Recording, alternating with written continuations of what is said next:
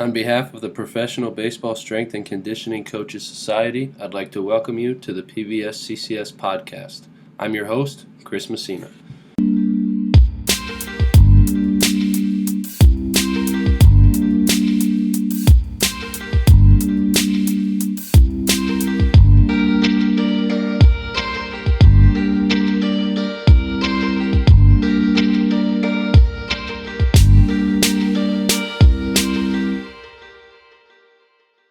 All right, everybody, I'm here with Brittany Wiebe of the Houston Astros organization. Brittany, thanks for coming on. Appreciate your time. Tell the listeners about yourself, if you would, please. Awesome. Thanks for having me, Chris. Appreciate it. So right now I'm entering my second season with the Houston Astros organization. I am the strength coach for the Dominican team that we have down here. So I assist with our Dominican Summer League, and then I also am in charge of our Tricky League guys, their onboarding and their programming here. So before we get into life in the DR, tell me about your story that kind of led you to where you're at right now. Yeah, so I was born and raised Brandon, Manitoba, Canada. So it's kind of central, bottom of Canada, flat and cold, big hockey city. So I grew up playing hockey with the boys my whole life. And then I got into basketball in high school, landed a scholarship at North Dakota State, where I got my Bachelor of Science and played hoops there for 4 years. And that's kind of where I was first introduced to strength conditioning. Oh, we just got power out. So perks of the DR coming at you live. Just lost power here. But so that's kind of where I fell in love with it. Coach Jason Miller, he was our Olympic strength conditioning coach there, and he kind of helped me follow that passion and said, if you want to be a strength conditioning coach, you have to do this, and this is what it's all about. So he definitely helped me with my foot in the door. So after that, after graduating, summer 16, I landed an summer internship with Clemson University, which was invaluable. I learned so much there and was definitely exposed to a lot more of the tech side for strength and conditioning, being able to work along Rick Franz-Blau and the staff there. And so I had one summer there, and then he informed me about a graduate assistant position that was opening up at University of Missouri that was going to work with football and Olympic sports. So that's kind of a rare opportunity, so I knew I wanted to try and tackle that one. So I went for an on-site interview there with Coach Rourke Cutchlow. He scared the shit out of me, but I was prepared and I landed the position. So I was there for 2 years, worked alongside a lot of great coaches, a lot of great minds. Being able to work at SEC football was an awesome experience. I had so much fun. I loved doing it.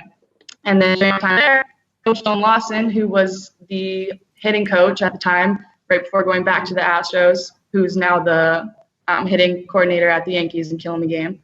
But he told me to get in touch with Rachel Volkovic, who is the first female strength conditioning coach in the MLB.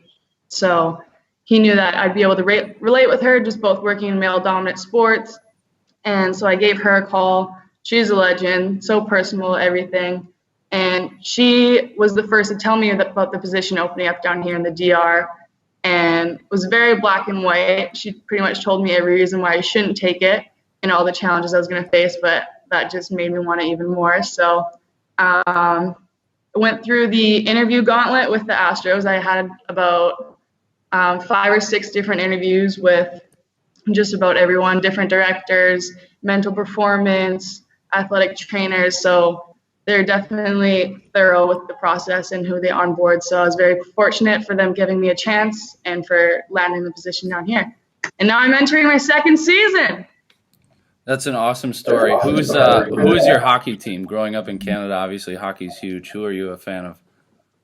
So before you say anything, my team is Chicago Blackhawks, but it's because Jonathan Taves. He's a Manitoba boy. He's the captain, runs the team there. So got to support Manitoba. I can respect that. I'm a big hockey guy. Grew up in Buffalo. Played my whole life. Oh, yeah. Right on. The Patrick Kanes of the world, the Kane Patty family. Kane, yep.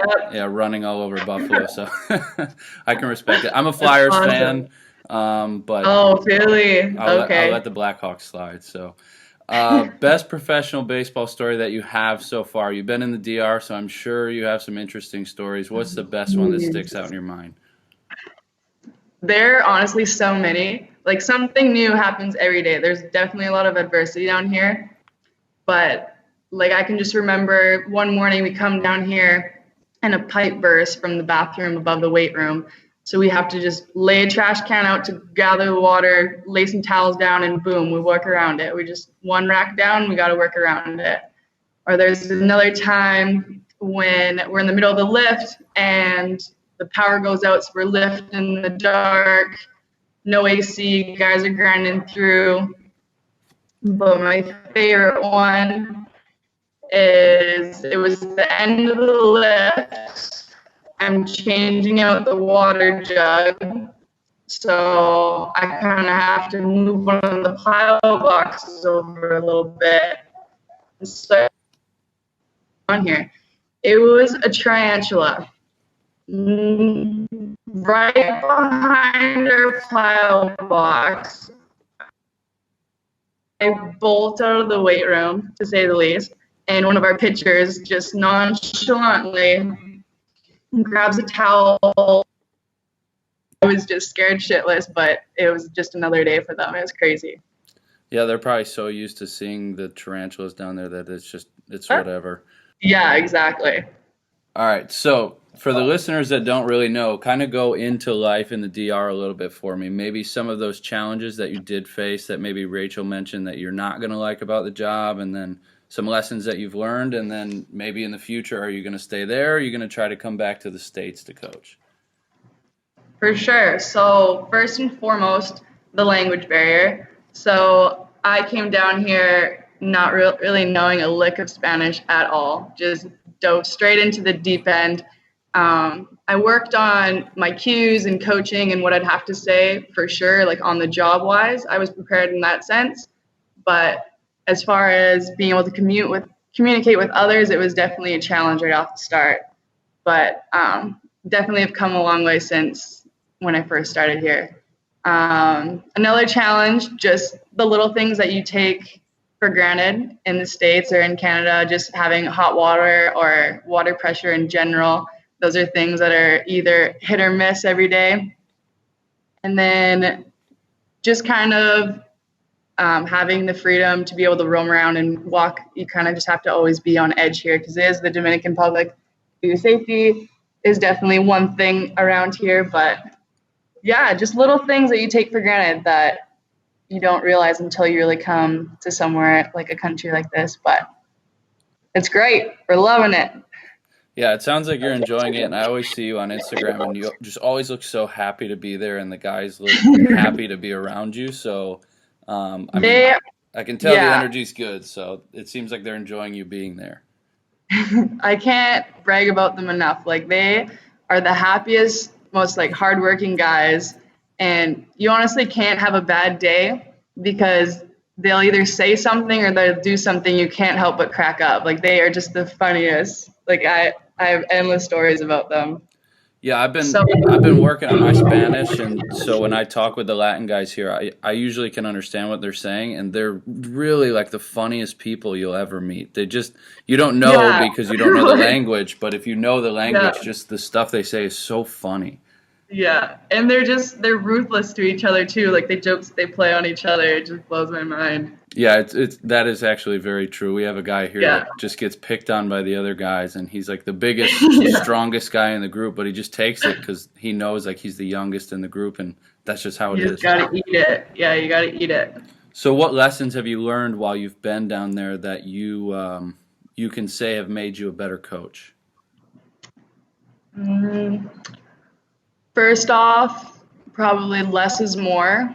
Learning how to coach in fewer words, and just how far a good demonstration can go instead of filling their head with a bunch of cues and a bunch of words and what you want to see. Just being able to lead by example has definitely helped. And not only because the language barrier, but I feel like I'll definitely carry that over to when I go back to the stateside, is just less is more. And definitely patience too. So when we first onboard, for those not familiar with the Tricky League, we have guys that sign July 2nd down here, and they're usually around, some are 15 and a half, some are 16 years old, and they haven't even seen a weight room before, have held a barbell before, or can properly do a body weight squat. So just patience and being able to break it down and just start ground zero and just break it all the way down, knowing that it's going to help you in the long run. Yes, it's tedious. Yes, it's boring. But in the long run, it's going to help their development and it's going to pay off in the long run. Yeah, for sure. And that will apply wherever you're at, coaching, just being able to break everything down to its simplest pieces. And honestly, learning to just demo for people. And sometimes it goes a long way. Just you coach without any words. You just hear, this is what you're doing, watch. And then you do this, and they're like, oh, okay. Exactly. Yeah, 100%. How about in the future? You think you'll come back stateside, or are you enjoying the DR too much? I would definitely come down for a third season. So I was told before I came down here that I don't think anyone had signed on for a second season down here. I was told I was the first. So that was kind of something to tip my hat to. But I would definitely do a third season down here. But at the same time, I would definitely go stateside and just be able to grow with the boys that I first onboarded and see them move up in the system. I think that'd be really special too. Yeah, I bet that's a really rewarding part of being there, is sending those guys to the States for the first time ever and finding out that, hey, you're going to the States to, continue your dream and move up through the system. I bet is really rewarding for you to see.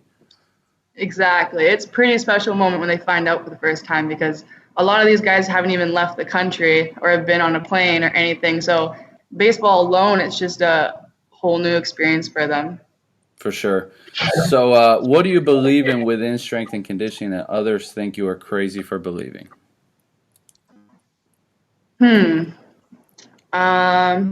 like to do a lot of locomotion stuff, a lot of crawling, primary rolls, somersaults. I like to get creative with that stuff kind of in their warm-ups, and I know that can kind of be frowned upon, or like, why are you guys rolling around, or why are these guys crawling on their hands and knees right now? But I've always kind of been a big believer in that since working with Joe Collins at Mizzou. He's the first one to kind of get me into that.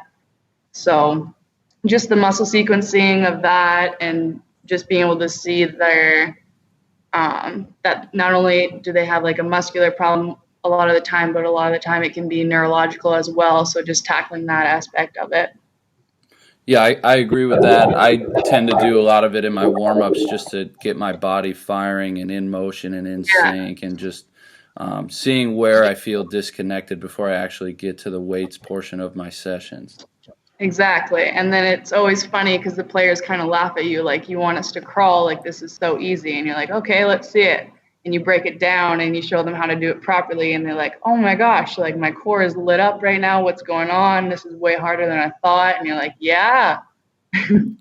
Yeah, I bet it's even funnier down in the DR trying to get some of those guys to crawl around. Yeah, for sure. So in your mind, what makes a strength and conditioning coach successful? Maybe in general, and then in professional baseball more specifically. Okay.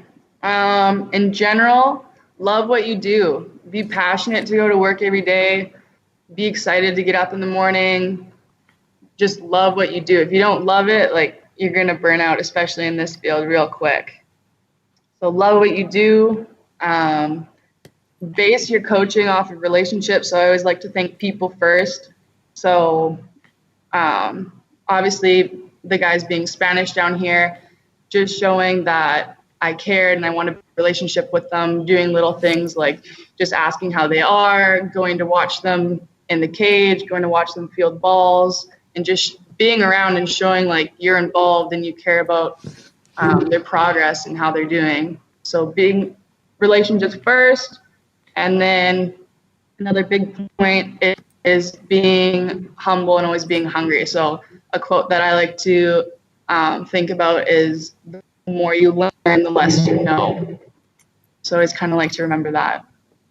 Yeah, for sure. I think being around and just having them see you and see that you're invested in them more than just in the weight room goes so far for your relationships with them and the buy-in that you get from them in the weight room. Right, exactly. Do you have any advice for others in the field, maybe young coaches who are looking to get in or even older coaches who have been around a while? Just any advice that you have for anyone? Yeah, just doing the little things extremely well, like no matter how small or insignificant you think. So one of my first big internships at Clemson, we had big Friday cleans, and I mean big. Like there was this one stairwell that we'd have to clean. First, you'd have to rinse it down, and then you'd have to bleach it, and then you'd have to Lysol it, and then you'd have to wash it down again. And it was just like very, very thorough. But if you showed them that you can take ownership of it and have pride in your work and do the little things exceptionally well, then you earn a little more work. You earn a little more work, and it just starts to build off that. So no matter how small or insignificant, just always doing your job exceptionally well.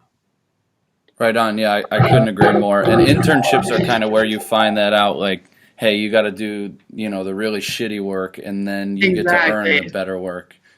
Yeah. Do you have any continuing education resources for the listeners, maybe books that you'd recommend, podcasts you're listening to, maybe seminars that you've attended in the past? Just where are you going for continuing ed?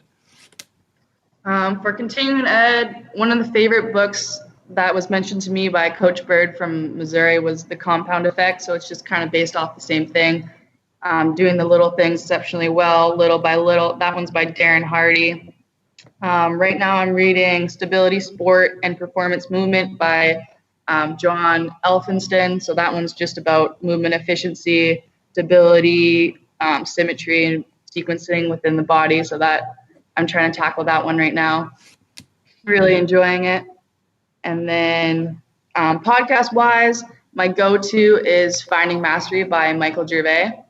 So he has some really cool people on there, just masters in their craft. So anything from, I just listened to one that was about a girl who's absolutely owning it in motocross and is one of the best in the world, to last week, or I was listening to one that was about a world-class composer, and just kind of listening to how people get so good at what they do is really, really cool to me.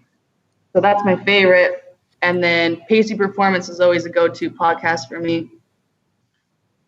Seminars-wise, I've done RPR, conference-wise, NSCA, Coaches Conference. That's always a really good one to just meet up with all the coaches that you've worked with before and just be able to network with new ones. I really enjoyed that one.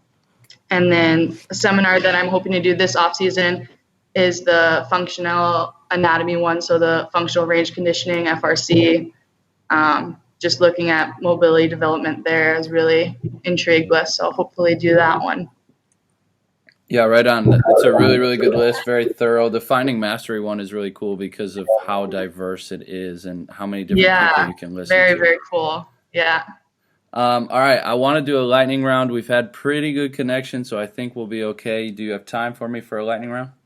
Absolutely. Let's do it. All right, first one. Biggest influence in the field of strength and conditioning. Who is it?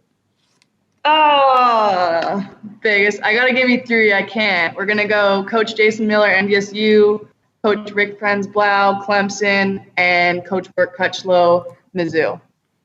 Three is okay. Okay, thank you. One piece of equipment to train with, what would it be? Let's go barbell. Squat, deadlift, clean. Let's send it. Barbell. Love it. Biggest accomplishment professionally and or personally?